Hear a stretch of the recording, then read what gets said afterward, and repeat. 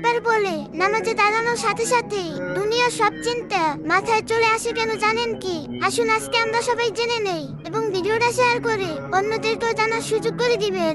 আপনি কি কখনো খেয়াল করছেন নামাজে দাঁড়ানোর আগ পর্যন্ত আমাদের সবকিছু ঠিকই থাকে, কিন্তু আল্লাহু আকবার বলে দাঁড়ানোর সাথে সাথে দুনিয়ার সব চিন্তা মাথায় চলে আসে।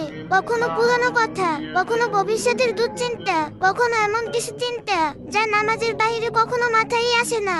এটা কি শুধু আপনার সাথেই হয়? না, এটা প্রায় মানুষের সাথেই হয়, কারণ এটা শয়তানের সবচেয়ে বড় চেষ্টা যাতে আপনি নামাজে মনোযোগ দিতে না পারেন। সবার মনে একই প্রশ্ন, নামাজে কুমন্ত্রণা আসে কেন? আমাদের প্রিয় নবী হযরত মুহাম্মদ সাল্লাল্লাহু আলাইহি সাল্লাম বলেন, শয়তান নামাজে এসে মানুষের মনে বিভিন্ন চিন্তা ঢুকিয়ে দেয় যাতে সে বুঝতে না পারে সে কি পড়ছে। এই কুমন্ত্রণাকে বলা হয় ওয়াসওয়াসা। তাহলে এর থেকে বাঁচার উপায় কি? এক, নামাজ শুরু করার আগে মন প্রস্তুত করুন। অনেকে তাড়াহুড়ো করে নামাজে দাঁড়ায়, কিন্তু নামাজে যাওয়ার আগে নিজেকে বলুন, আমি এখন আল্লাহর সামনে দাঁড়াতে যাচ্ছি। এই ছোট প্রস্তুতিতেই মনকে স্থির করে। দুই, আউযু বিল্লাহ পড়ুন। নামাজ শুরু করার আগে বলুন, আউযু বিল্লাহি মিনাশ শাইতানির রাজিম।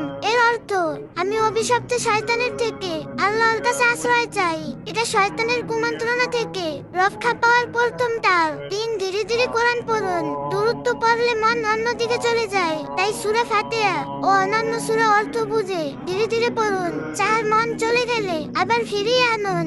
নামাজে মন চলে যাওয়া স্বাভাবিক, কিন্তু গুরুত্বপূর্ণ হলো যতবার মন চলে যাবে ততবার ফিরিয়ে আনুন। এই চেষ্টা করাটাই আসল ইবাদত। পাঁচ, সেজদায় বেশি বেশি দোয়া করুন। সেজদা হলো আল্লাহর সবচেয়ে কাছে যাওয়ার মুহূর্ত। এই সময় বলুন, হে আল্লাহ, আমার মনকে স্থির করে দিন।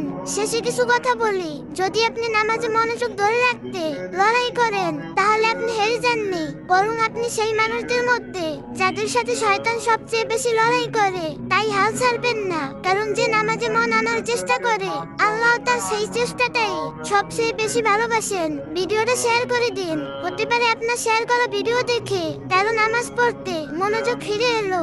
ইসলামের যে কোনো বিষয় সুন্দরভাবে জানতে বুঝতে এই আইডিটি ফলো দিয়ে রাখুন।